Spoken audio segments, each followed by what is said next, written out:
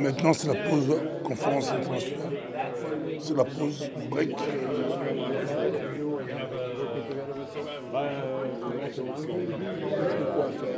On va refocus en Afrique. Bonjour. Bonjour. C'est la pause. C'est la pause. Là, c'est la pause. Qu'est-ce qui s'est passé avant le midi?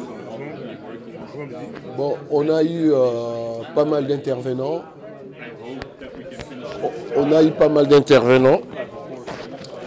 Et je pense que tout ce qu'on a pu entendre, on a vu que c'est l'Afrique qui a été vraiment mise en hauteur parce que, comme je le disais, l'Afrique reste le seul continent qui est vert, qui est propre. Mais c'est à nous maintenant de pouvoir amener des solutions pour que nous puissions conserver notre continent propre. Et aujourd'hui, ce que nous constatons, nous avons des défaillances énormes parce qu'il y a pas mal de secteurs d'activité qui sont négligés.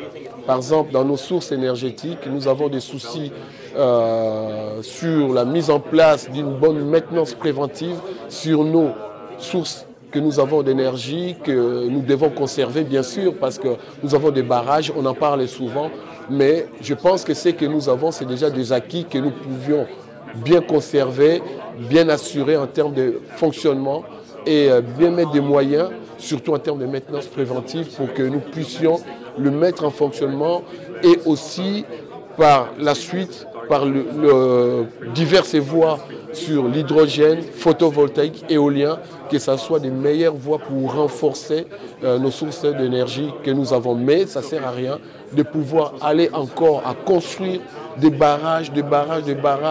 Les zones, nous en avons, oui, bien sûr, mais sont aussi pour autre chose.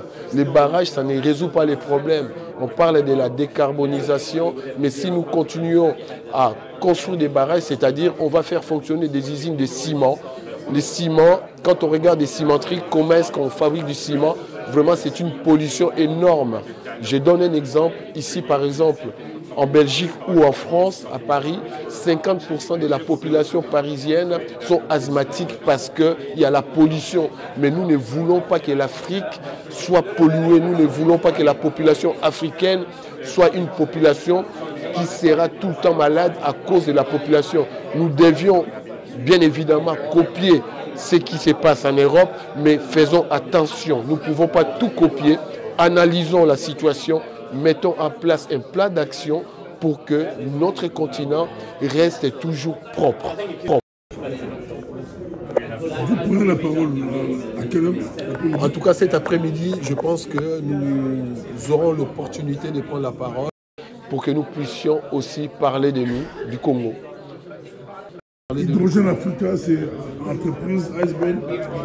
Bon, Hydrogène Afrique, il y a une association, mais il y a une partie entreprise. D'ailleurs, en 2024, là, nous souhaitons mettre un bureau en RDC parce que RDC, bon, bien sûr, c'est notre pays, mais nous sommes en 2024. Nous allons mettre un bureau en RDC et ça serait vraiment un bureau où il y aura pas mal de secteurs en termes de projets, en termes de solutions pour que l'Afrique, y compris les centres de l'Afrique, soit toujours à la hauteur. Hydrogène Afrique, vous voulez dire quoi au fait? Bon, il faut, si on rentre dans un domaine technique plus précis, l'hydrogène c'est quoi?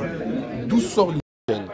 C'est-à-dire que moyennant les électrolyses, on alimente les électrolyses par anode, cathode et on fait la séparation des eaux et de l'oxygène.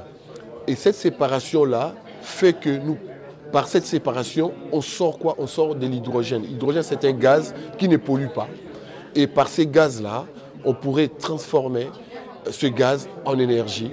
D'où ce que nous disons, c'est une meilleure voie qui est alternative pour renforcer nos barrages. C'est une meilleure voie qui est alternative pour renforcer nos barrages, y compris nos photovoltaïques et aussi l'éolien parce que nous avons du soleil et nous avons du vent.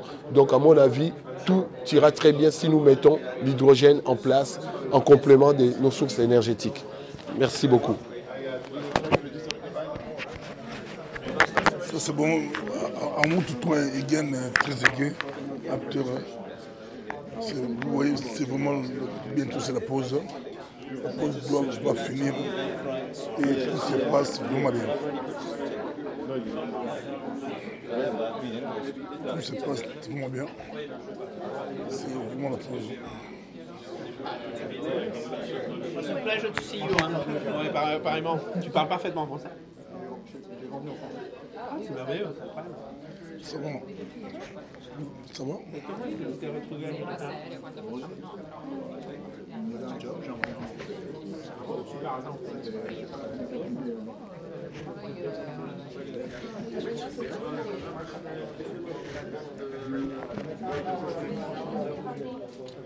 Not necessarily, actually. I'm having it for some of the contacts there from Mauritania and your presence as well.